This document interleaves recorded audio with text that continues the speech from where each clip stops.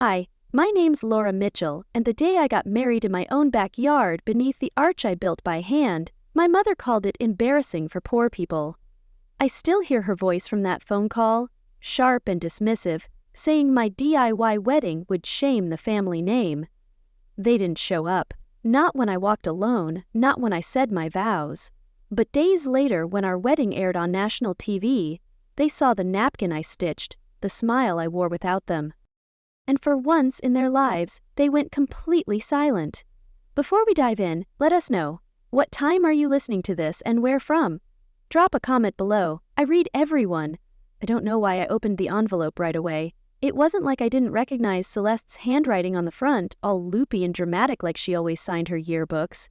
My stomach knotted, remembering how she'd once borrowed my wedding mood board and passed it off as her own at a family gathering. I could have just left it on the counter next to the unopened stack of coupons and past due water bill, but I didn't. My fingers went for the flap before my mind had time to catch up. Inside, wrapped in blush satin ribbon and dusted with gold foil specks, was the bridal brunch invitation. Celeste's name, of course, was printed in huge cursive font. Beneath that, it said, "Hosted lovingly by Diane Mitchell," and that was it. No Laura, no with love from the sisters, nothing. The omission stung, like the time Celeste took credit for my hand-stitched table runners at her engagement party. I turned the card over, like maybe I missed it on the back? Nothing there either, just a generic floral motif. It looked oddly familiar, then I realized why. The pergola behind Celeste in the background photo, that was mine. My backyard, my DIY arch. I'd built that with my own hands for my engagement shoot 6 months ago, and there, folded into the napkin set in the photo, was something else. Fern embroidery. My fern embroidery. I'd spent weeks perfecting those stitches, only for her to flaunt them as her own creation. I leaned back on the kitchen chair, staring at it like it might explain itself, like it would jump up and say, "Hey Laura, don't worry. Your name didn't fit on the card, but your contribution, we totally remembered that." Instead, all I had was silence, except for the sound of the dishwasher humming through its final cycle. I opened the wedding box I kept under the buffet table. It still smelled like lavender oil and cardboard, inside. Leftover candle favors, handwritten table tags, a spool of twine I hadn't touched since the day Nolan and I agreed we'd keep things simple. I took one of the napkins out. Same design. Fern leaves I'd stitched myself on soft linen squares I found at a yard sale. Not fancy, but real. That was our whole wedding, real, but maybe real just didn't photograph as well as pearls and peonies. I didn't cry. I wanted to, but even tears need permission sometimes. A month ago, when I sent out our own invitations, modest craft paper with calligraphy I'd done by hand, Mom called that same night. Her voice was icy, warning me not to embarrass her with my budget wedding plans. I hadn't even pressed send on the last batch before the phone rang. She didn't say hello, just, "Don't put our names on it. We won't be attending. We don't want people to think we approve of that." That like my marriage to Nolan was some back alley deal she couldn't be associated with. She'd said the same when I started my nursing career, calling it beneath our status. I said, okay, that was it. Not why, not are you serious, just okay. I hadn't told Nolan that part. Not the full quote anyway. I thought maybe if I didn't repeat it out loud, it wouldn't stain the rest of the planning. But it did. It sank in like oil on paper, slow but permanent. A knock came on the door later that week and I let in one of the nurses from work, Katie. She was holding her phone, screen already lit up. "Did you see Celeste's brunch pics?" she asked, way too excited to notice the change in my face. I took the phone. It was a group photo. Diane dead center, pearl necklace bright against her navy dress. Celeste was in white, perched on a swing covered in ivy, smiling like her life had never known struggle. The caption read, "For a bride who deserves the best." No tag, no mention, not even a courtesy text. It echoed the time Celeste used my wedding playlist for her event, claiming she'd curated it herself. I handed Katie her phone back and said I needed to get ready for night shift. even though I had the day off. Later that night, I sat on the floor beside my wedding box.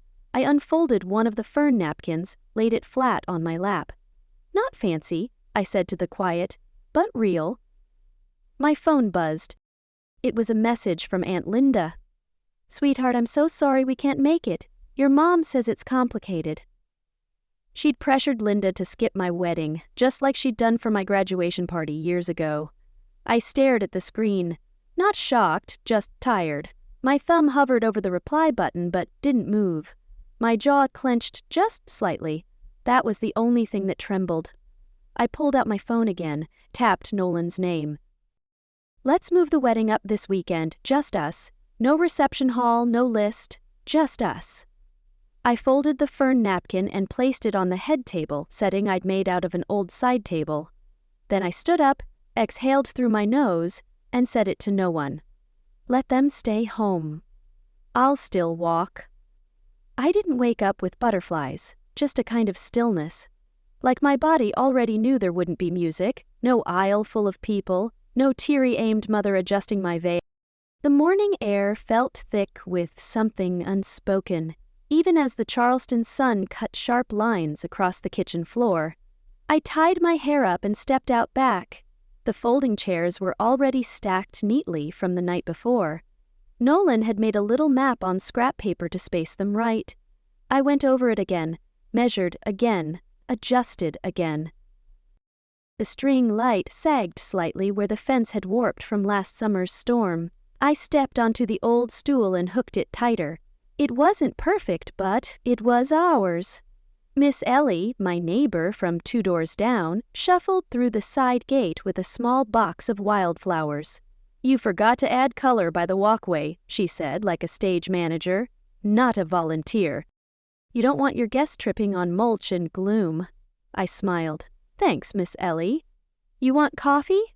"Not yet," she said, already bending over the bed of daisies. "We've got a wedding to dress up first." Inside, Nolan was humming while icing the cupcakes. I could hear the clink of the metal spoon against the glass bowl, and that low buzz of NPR playing faintly from the counter radio. Just the ordinary hum of love, I guess. My phone buzzed in my back pocket. I wiped my hands on my jeans before checking. Unknown number. I opened the message and my breath caught halfway down my throat. It was a screenshot. A group chat thread. Family. Celeste. Mom. Aunt Martha. Karen. Celeste. Backyard cosplay wedding with barbecue vibes. Aunt Martha. Wait, is she wearing that Etsy dress? Yikes. Diane. Just hope the neighbors don't call it a potluck. It's embarrassing. I'd seen Celeste mock my thrift store finds before, but this cut deeper. A public betrayal in a private chat. There was no introduction, no explanation, just dropped in my inbox like a slap. I stood there for a moment, blinking at the words, then read them again. Backyard cosplay, yikes. Embarrassing. I slipped the phone back into my pocket and knelt beside the flower box. I didn't cry, but I didn't blink for a long while either. I heard Nolan's footsteps behind me. He came out holding 2 small glasses of cranberry lemonade, our signature drink, the only theme we could afford. "You okay, Lori?" I nodded. Too quickly. He handed me the glass, but my fingers stayed curled around the garden shears. So, he placed it gently on the arm of the chair beside me and crouched down eye level. "You look beautiful." I didn't say anything, just reached for the linen napkin sitting folded on the sweetheart table, the one with the fern. My stitches. I rubbed my thumb across the thread and thought about how Celeste had once called me the artsy one, like it was a polite way of saying poor. That napkin was worth more than every centerpiece in her rented ballroom, but I was starting to wonder if I'd made a mistake. A flash of Mom's voice played in my head, like a voicemail stuck on repeat. "Weddings are about legacy, Laura. This is just small. It's not worthy of our name." She'd said the same about my $10,000 0-cent savings for the wedding, insisting it was too modest for her approval. I remembered how I'd asked, almost whispering, "So, I'm not..." She hadn't responded. The call had ended. That silence echoed louder than any insult. It had weight, history, finality.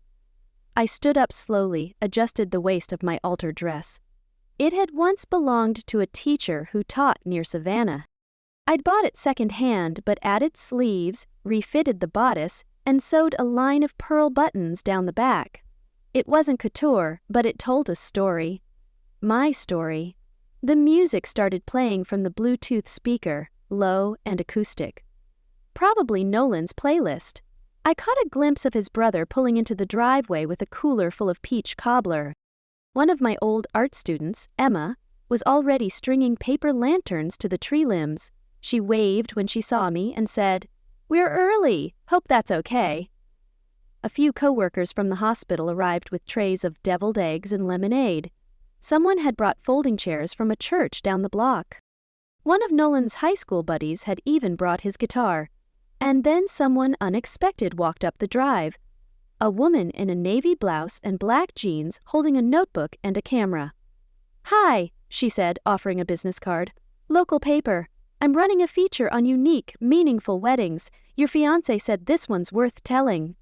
I blinked. "He did?" She nodded. "He said it's not flashy, but it's honest." I loved that. I smiled, barely. "Well, honesty's free," I murmured. I thought of Diane's sneer when I'd shown her my dress design, calling it charmingly cheap. She grinned, not catching the weight behind my words. Something shifted in me then. Not quite anger, not yet resolve, just a soft flicker. Maybe I couldn't change what they'd said. Maybe I couldn't force them to care, but I could walk anyway. The music paused and reset. My cue. I stepped through the side path Nolan and I had lined with mulch and dollar store wildflowers. Each step was quiet but deliberate. The wind tugged slightly at my sleeves. The fabric held. At the end of the aisle, beneath the driftwood arch Nolan had built from coastal finds, he stood, waiting. He turned. Eyes lit up. Then a phone pinged behind me. Another. I didn't turn around, but I heard the whispers. Someone gasped. I reached Nolan, took his hands in mine, and tried to smile. A soft voice behind me murmured, "Oh my God, it's all over Facebook." I knew it was Celeste's chat. Her words now viral, branding my joy as a joke. The music still lingered in the air as I held Nolan's hands under the driftwood arch. My lips moved around the words we'd written together last month. Plain, honest vows stitched from late-night talks and burnt pancakes and bad weather. A friend of Nolan's officiated, keeping it short, but her voice wobbled when she spoke about choosing joy anyway. People clapped, some sniffled, someone tossed petals they'd grabbed from a grocery bag. I heard the soft shuffle of sandals over gravel and laughter coming from the picnic blanket where my co-workers were sitting. I tried to stay in that moment, just that one tiny sliver of it. Nolan squeezed my fingers and smiled in a way that made me feel like everything else didn't matter. But it did. Because behind the soft applause and the fading hum of acoustic guitar, I could feel it. Something stirring. Not around me, online. It was in the way someone whispered to another behind their hand, then showed them something on a phone screen. It was the way the laughter shifted, tightened. And it was in the way Nolan's brother Eli glanced at me with a softness I hadn't seen in him before. I tried not to check my phone, I really did. But as we sat at the mismatched tables in the yard eating ribs off paper plates and passing lemonade in old mason jars, my hand slid into my lap and tapped the screen. The Facebook post had been shared over 100 times already. A cropped image of the group chat, Celeste's backyard cosplay wedding with barbecue vibes line sitting bold and smug at the top, was making the rounds on a local gossip page. I clicked the comment thread. I should have stopped at the first, when you can't afford a venue but still want attention. Is this a wedding or a graduation cookout? Honestly, I wouldn't show up either. Her own mom didn't come. Tells you everything. The words burned. A public echo of Diane's private scorn when she'd called my wedding a charity event, to my face. That last one landed like a nail into soft wood. I could almost hear it drive in. I set the phone down gently, as if it were something fragile, though the damage was already done. My stomach clenched, but I swallowed it, smiled when someone waved a rib in the air and said, "Best ceremony food I've ever had." Excused myself with a smile that didn't belong to me, and walked toward the house. My heels sank into the soft earth where Nolan and I had laid new grass seed a month ago. Inside, I didn't head to the kitchen or bedroom. I opened the laundry room door and slipped in quietly, closing it behind me. There, between the detergent and folded bath towels, I slid down the wall and sat on the floor. I reached up for a small linen bundle on the shelf, one of the fern-stitched napkins. My fingers brushed the edge of the stitching. The thread was fraying just slightly on one corner. I ran my thumb over it, slow and steady. Once, twice. I didn't cry. I didn't even feel like crying. I just sat in that tiny room with the weight of years pressing in, years of swallowing my voice, of holding my breath for someone else's comfort. Diane always said, "Dignity is quiet," and I'd believed her. But maybe what she really meant was, "Don't make noise when we don't approve." She'd silenced me before, like when she excluded me from family photos at Celeste's graduation. My phone buzzed again. I picked it up, half expecting another comment, but it was a direct message from a name I hadn't seen in years. Miss Laura. It was from Sophie, one of my old art students. She must be in her second year of college now. "Miss Laura, remember when you taught us that even weeds are flowers when you see their purpose? Your wedding looks like freedom." I stared at the message for a long time. My throat tightened, but not from shame this time. Maybe recognition. Maybe something starting to breathe again. I clicked on a video she'd linked. Someone had uploaded a clip from earlier. It was me under the arch mid-laugh. Nolan wiping barbecue sauce off my cheek with his sleeve. My eyes were crinkled, my body was loose. My laugh was bright. I didn't look embarrassed, I looked free. Another buzz, this time a call. Diane. I watched her name flash across the screen. 4 times I'd tried to call her last month.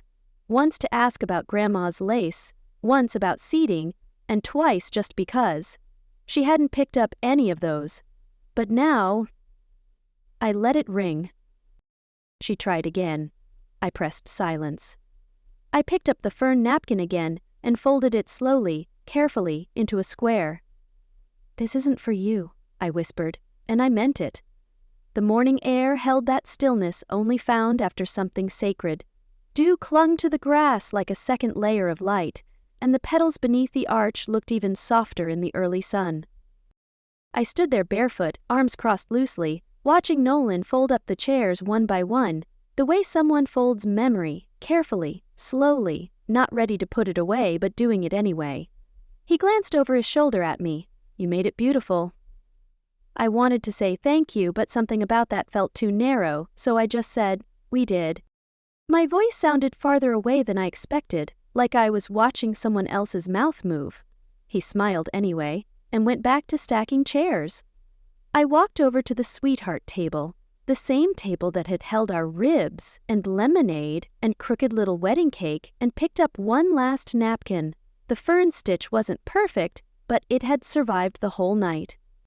The whole night. I carried it inside while Nolan dealt with the last of the folding chairs and leftover coolers. The house still smelled faintly of vanilla and charcoal. I placed the napkin beside the sink and opened my phone. A message from Mom, of course. "I heard some people were filming. Can you not post anything yet? Just until Celeste's wedding is over. No good morning, no congratulations."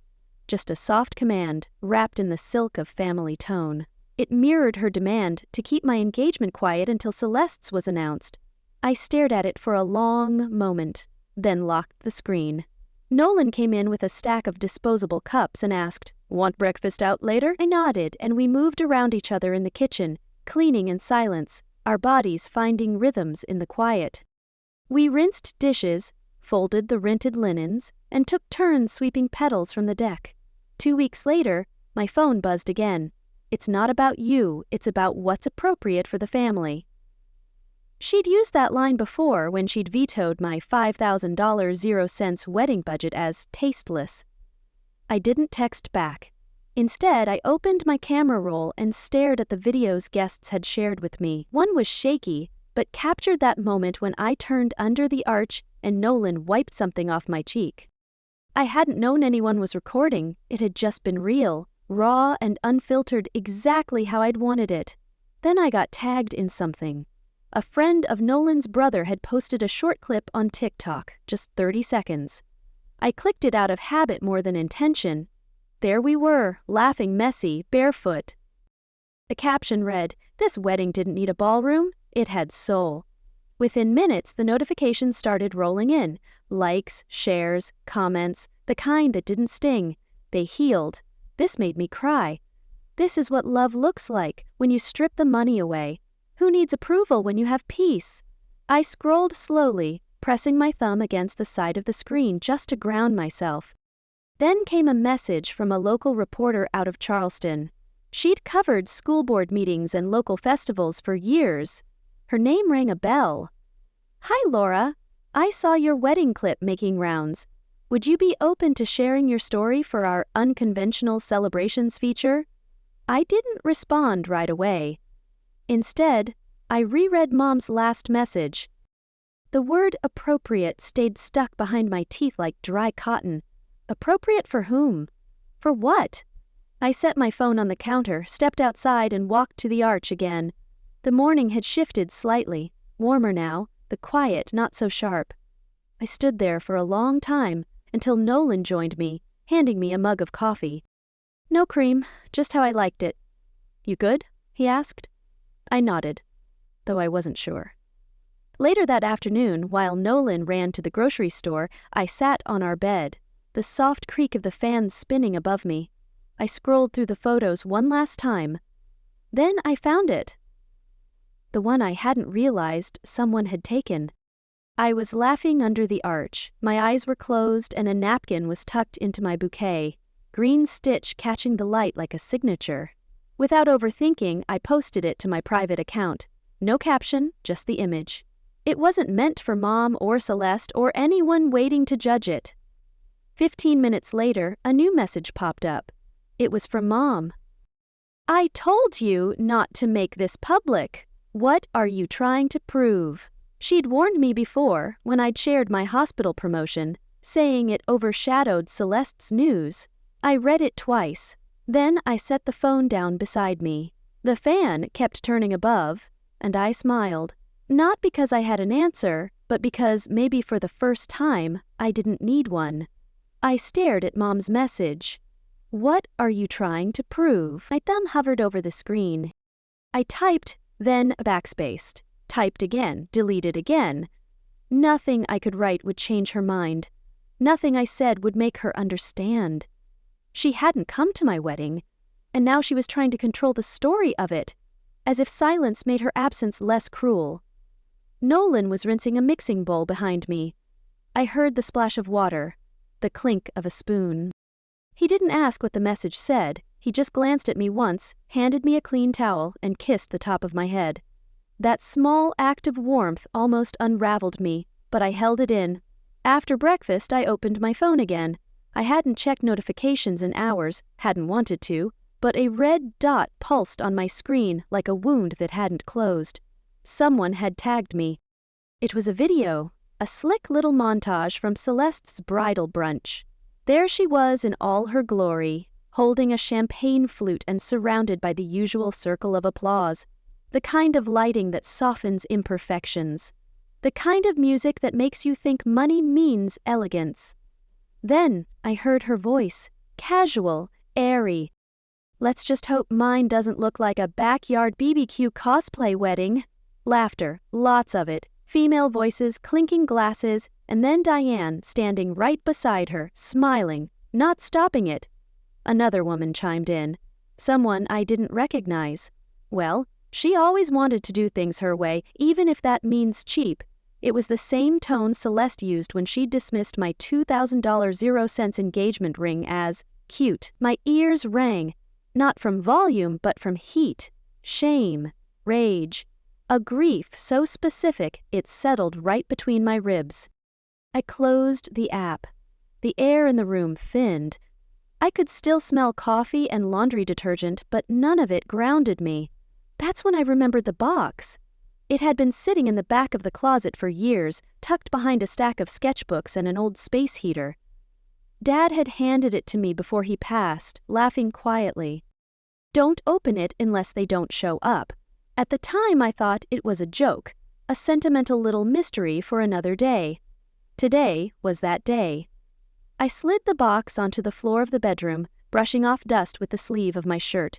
It was light, taped neatly, the corner of a card peeking out through the seal. I opened it carefully. Inside was a letter typed, signed at the bottom, but in the corner was his familiar handwriting, messy, slanted, unmistakably his. If you're reading this, I'm guessing you're standing alone again. I sat down hard on the edge of the bed. His words carried weight, like he'd known exactly how this would play out, like he'd seen it coming. He wrote about when I was little, how I'd insisted on planting a fern in the front yard, even though Mom wanted roses. How I'd once stood between a classmate and a bully in 3rd grade and ended up with a black eye for it. He said that night as I fell asleep with an ice pack on my cheek, I whispered, "She's still worth protecting," he said. I'd always fought for what mattered, even when it wasn't popular, even when no one joined me. "You hold the meaning of our name," he wrote, "and maybe one day they'll see what I always knew. You were never the one who needed them to show up." I didn't cry, but I held that paper like it might disappear if I let go. The house was still. Afternoon light filtered in through the blinds, striping the table with warm gold. I placed the letter down flat and smoothed it with my hand. Nolan walked in from the backyard, dirt on his palms. He froze when he saw my face, then glanced at the letter. He read the last line without touching it. He looked at me. "What are you going to do?" I answered before I could think. "I think I'd let them rewrite the story long enough." I didn't sleep that night. Not because I was upset, but because something inside me had gone quiet. Not numb, not broken, just still. The kind of stillness that comes when you realize you're not going to beg anymore. By morning, I had already written the message to the reporter. I didn't overthink it. I just typed it out and hit send. I'm ready to tell my side, no edits that dilute the truth. They replied within the hour. The interview happened that afternoon. I didn't clean the house. I didn't hide the driftwood arch. I didn't put makeup over the stress circles under my eyes. I sat on a bench beneath the sunflowers Nolan had tied to the posts, and I answered the reporter's questions the way I had lived the last few years, carefully, honestly, and without apology. I didn't mention Celeste's name. I didn't drag Mom through the mud. I spoke about trying to build something small but meaningful, about learning the difference between quiet and invisible, about wanting peace more than performance, and how sometimes that kind of choice made you the enemy in your own family. The reporter, a woman in her early 40s with a notepad and kind eyes, nodded slowly and said, "You know, this might mean more to people than you think." I gave a half smile. I'm not doing it for people. I said it for me. That night, just before I turned off the porch light, my phone rang.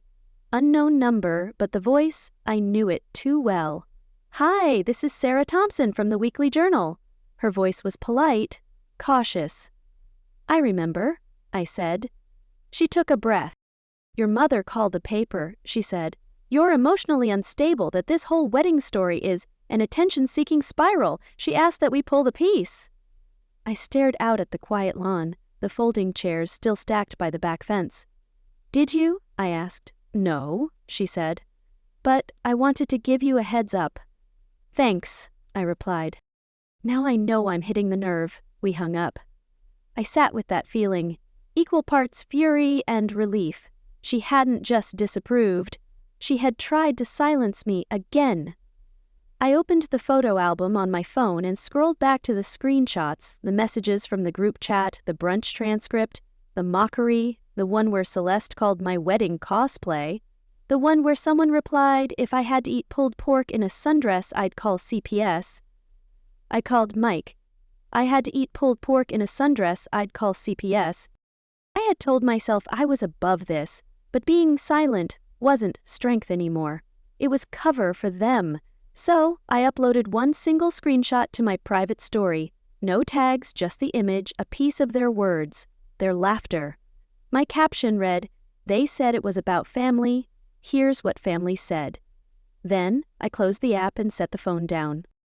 By nightfall, my inbox had filled. Messages from former classmates, women I barely knew, a teacher from high school. "This is heartbreaking and brave. Your mother always acted like she was running a show. Thank you for being honest." I didn't respond to any of them, not yet. Instead, I pulled out my father's letter again, the one he'd left me in that box years ago. I laid it flat on the kitchen table, snapped a photo of just one sentence, and posted it. He saw me, that was all. The next morning, Nolan went out to check the mail. A minute later, he walked back in holding a folded sheet of paper with no envelope. He set it on the table between us. There were highlighter marks on it, quotes from the brunch video, and across the top, in thick black marker, someone had scrawled, "Drama Queen." He didn't speak right away. Then he asked, "Do you want to stop this?" I looked at the paper, then at him. My voice came out low. Certain. "No, I want to finish it." The morning light poured through our kitchen window like it was trying to give me a fresh start. But I didn't want a new beginning. I wanted a reckoning.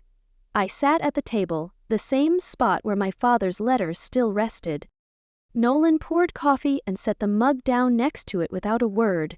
He didn't need to ask what came next. He'd seen the quiet flick in me last night, the moment I decided I wasn't going to let them own the story anymore. By noon, the segment aired. It opened with a slow pan of our backyard, the driftwood arch, the paper lanterns, the wildflowers curling at the edges of the path I'd laid by hand. There were snippets of our vows, laughter over cupcakes, the faint click of a Polaroid camera in the background. My voice came in over the montage, low and measured. They said, "Love needs approval. I think love just needs truth." And for the first time in years, I didn't feel ashamed of that truth. The next few hours passed like I was underwater, watching the world react to a version of my life I finally got to narrate. TikToks using the audio popped up within the hour. One had text overlay that read, "Backyard bride speaks her truth." Another stitched it with someone's grandmother crying in the comments. This reminded me of my own wedding in 1974. We had a barn and potato salad, and it was real. Someone posted a still frame of my embroidered fern napkin and captioned it, "Resilience isn't loud. It's green and stitched." I didn't even know what to say. Then came the pushback. Around 5:30, Nolan stepped in from the porch, phone in hand. "You should see this," he said quietly. Diane had posted a message, public of course. It's heartbreaking when children turn on their families for attention. Some things should stay private out of respect. The comment section started as a slow burn, supportive relatives, old friends trying to play peacekeeper. Then, like a match hitting dry paper, it ignited. Mrs. Clara Hamilton, our old neighbor from when I was a teenager, dropped a comment that split the thread in two. "Diane, I was at that brunch. I heard what you said about Laura. Don't gaslight the world now." No one responded for several minutes. Then it exploded. Strangers began quoting Mrs. Hamilton, reposting screenshots. A few even stitched her words onto the clips of my interview. By dinner, I'd received over 75 messages, some from people I hadn't spoken to since college. "I showed your clip to my daughter. She's getting married in our garage next fall." I never thought I'd feel brave enough to plan a wedding without my parents. "You helped me feel brave." They called it drama, but it felt like healing. I didn't post anything else. I didn't need to. Later that evening, Nolan came into the living room with a small frame in hand. He'd taken a still from the segment, the moment I laughed under the arch, bouquet tilted, a fern napkin peeking from my wrist. He printed it in black and white, matted it in soft cream, and hung it by our front door. "You should see yourself the way they're seeing you now," he said simply. I didn't answer. I just looked. The phone rang around 10. I didn't need to check the screen. I already knew. I picked up this time. Diane's voice was cold, sharp. "You've humiliated this family. Was it worth it?" I sat down slowly on the edge of the couch, pulled the blanket across my lap. Then I said quietly, without a tremble, "No, but being invisible wasn't worth it either." The call with my mother lingered in the air long after I hung up. I didn't slam the phone or cry or even flinch. I just sat there for a while, letting the silence settle. There was a strange power in the stillness, like I had finally stopped fighting to be heard and simply started listening to myself. By morning, that peace was shattered. Nolan opened the front door to grab the newspaper, and there it was, bold, sloppy, and meant to wound. A printed scan of what looked like a letter on official letterhead at the bottom. "Laura has a long history of emotional instability and delusions. She has been in and out of therapy. This recent behavior is concerning for her mental health and should not be encouraged by the media." The name typed at the bottom, Dr. Elizabeth Carter, licensed psychologist. Except Nolan, who used to work in admin at a university, immediately recognized the letterhead. "Babe," he said, bringing it inside. "This is fake. This letterhead's from a template website." I didn't have to guess who sent it. I knew it didn't take long. A low-tier tabloid blog picked it up under the headline, "Backyard Bride or Breakdown in Progress." For a few hours, the post flew. Then it got flagged and pulled. But screenshots never die. They floated into Facebook groups, Twitter threads, even the comments under the original video from the Charleston piece. I sat at the kitchen counter, phone in hand, staring at the screen, not with panic, but with a strange calm. I was used to being invisible. I just never thought they'd try to erase me, too. I opened the camera. I didn't prepare a script. I didn't fix my hair or put on lipstick. I simply looked at the lens and spoke. If someone told you I'd been to therapy, they're right. I have, and I'm better for it. But weaponizing mental health to silence a daughter isn't about concern. It's about control. Therapy isn't shameful. Being cruel to your children is. I hit post and the world answered. Comments poured in. I know this tactic. My mom pulled it on me. This isn't drama. This is survival. We see you. We hear you. Within 8 hours, the video was reposted across platforms. People stitched it with their own stories. One therapist even posted a breakdown of how emotional reputation sabotage often stems from narcissistic parents. It didn't stop there. A producer from a national morning show reached out. She had seen the wedding clip and the viral response to my video. "We'd love to have you speak," she said, "especially now." I hesitated, but Nolan simply nodded and said, "It's your story. You should be the one to tell it." 3 days later, I stood under harsh studio lights, mic clipped to my collar. The host smiled, her voice warm and practiced. "We're here with Laura Mitchell, whose backyard wedding and the family's storm around it has sparked a national conversation." She leaned forward slightly. "Laura, some people say you embarrassed your family. What do you say to that?" I didn't blink. Instead, I reached into my purse and pulled out a folded piece of paper, aged, creased, but clean. "I say this." I opened it slowly. "This is a letter my father left me. He passed a few years ago, but he knew." I cleared my throat and began reading. "If you're reading this, I'm guessing you're standing alone again. You hold the meaning of our name. Maybe one day they'll see what I always knew. You were never the one who needed them to show up." The studio was silent, not in discomfort, but in reverence. Later that afternoon, the clip aired live. The same fern napkin, now more symbol than cloth, was framed beside me on the table. A small card underneath read, "Backyard Bride, National Voice." The impact was immediate. A women's foundation announced a new scholarship program for brides who walked alone. The tagline was simple, but didn't stop walking. I didn't cry, but when I walked back into our home, there was a stillness I hadn't felt since before all this began. Then, that night, my phone pinged. It was Celeste. Her message read, "I don't agree with Mom, but you didn't have to burn the whole house down."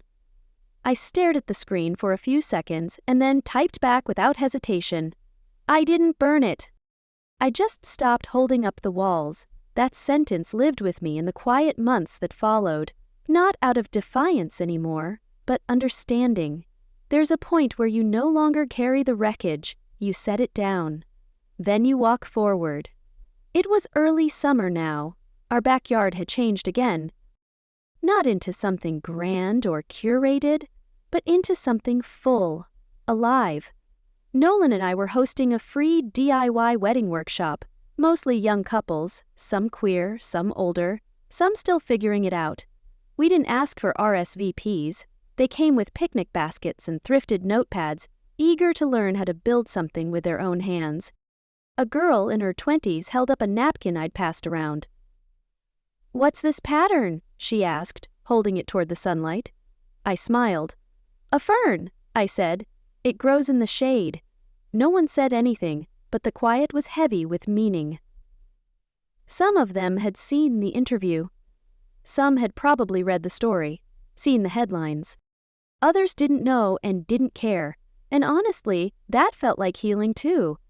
As the workshop ended, a few guests stayed behind to help clean up.